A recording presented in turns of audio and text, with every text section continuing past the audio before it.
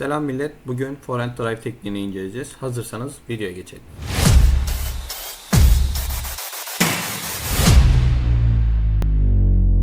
Bu videoda bize Elizabeth Samara, sol el bir oyuncu, sol el üzerinden teknikleri anlatmaya çalışacağım. Ve sağ el oyuncular da aynı kuralları kendilerine uyarlayabilirler.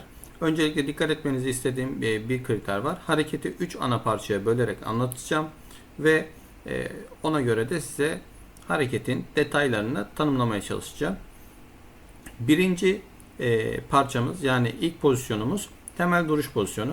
Bu pozisyonda vücudumuzda sol ayağımız yarım ayak kadar geriye çekilir. Ayaklarımız omuz genişliği kadar açılır ve ağırlığımız parmak ucuna doğru yönlendirilir. Ve vücudumuzun üst kısmı ise masaya 30 ile 45 derecelik bir açıda durur. Masaya karşı dik de durabilirsiniz. Burada tanımlamak istediğim bir noktada oyun kolu ve denge kolu. Oyun kolu raketi tuttuğumuz elimizdir. Ve burada top bekleme pozisyonunda oyun kolumuzun dirsek eklem açısı 90 derecedir. Denge kolumuz ise oyun kolumuz ile paralel bir şekilde rahat bir pozisyonda bekler. Daha sonra ikinci pozisyon dediğimiz vuruş öncesi hazırlık pozisyonuna geçeriz. Bu pozisyonda temel duruş pozisyonundan vuruş öncesi hazırlık pozisyonuna, yani 1'den 2'ye geçerken vücudumuz sola doğru bir dönüş yapar. Bu sola doğru dönüşte ağırlığımızı sol ayağa doğru aktarırız ve oyun kolumuz masaya paralel bir pozisyona gelir. Denge kolumuz ise oyun kolumuzla birlikte aynı açıda dönüş yapar. Daha sonrasında üçüncü pozisyonumuz vuruş ve bitiriş. Bu pozisyonda neden vuruş ve bitiriş pozisyonu olarak ikiye ayırdığımızı anlatayım. Burada iki hareket yaparız. Topa vurduğumuz an ve vurduktan sonra kolumuzun yaptığı hareket. Bu harekette topa vurduktan sonra oyun kolumuzun dirsek eklem açısından bükülerek raketimizin baş hizasına götürülme eylemidir.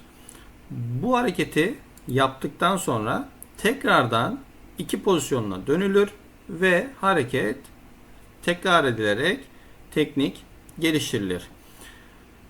Burada az önce üst bakış açısından gösterdiğim şekilde gözükmüyordu. İki pozisyonda burada daha net bir şekilde karşı açıdan gösteriyoruz. Burada iki pozisyonunda gördüğünüz gibi oyun kolumuz 90 derecelik bir pozisyon almış.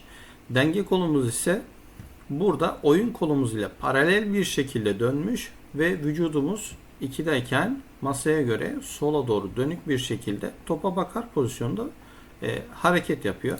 Daha sonra ilerliyoruz. Vurduğumuzda ise kaşa doğru götürdüğünü siz de görüyorsunuz.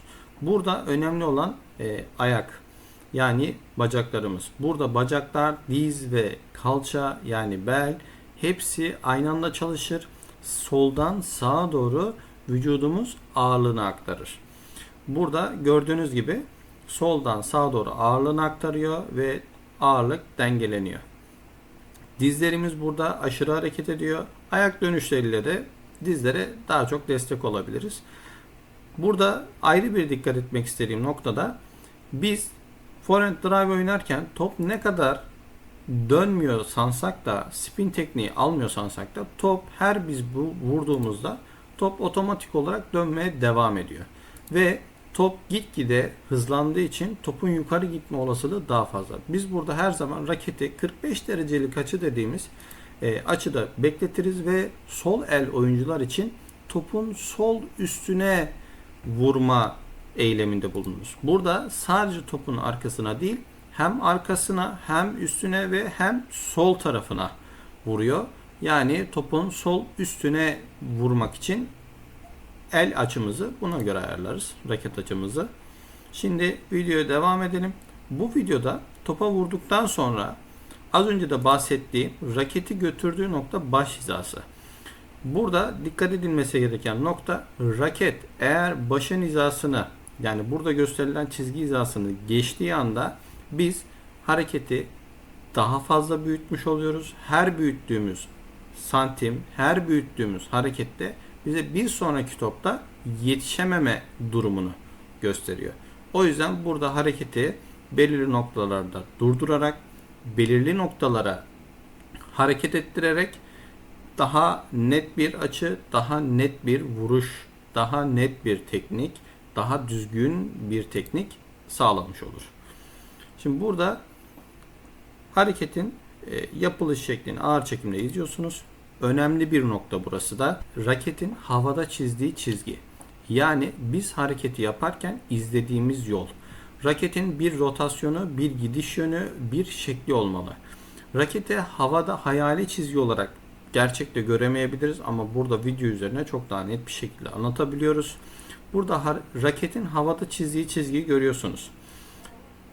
Sağa yukarı doğru çapraz bir çizgi ve kaşa kadar götürüyor. Şimdi önemli olan nokta bu hareketi tekrar aynı şekilde aynı çizgiyi çizebilecek şekilde yapabilmemiz. Şimdi tekrardan top orta noktaya geliyor. Raketini ikiye çekiyor. Havada çizilen elips hareketini görüyorsunuz. Bu yer değiştirdiğinden dolayı oluyor. Ve tekrardan aynı çizgiyi takip ettiğini, yine havada düz bir çizgi çizdiğini görüyorsunuz. İşte önemli olan nokta bu. Forehand drive tekniğini elimden geldiğince anlatmaya çalıştım.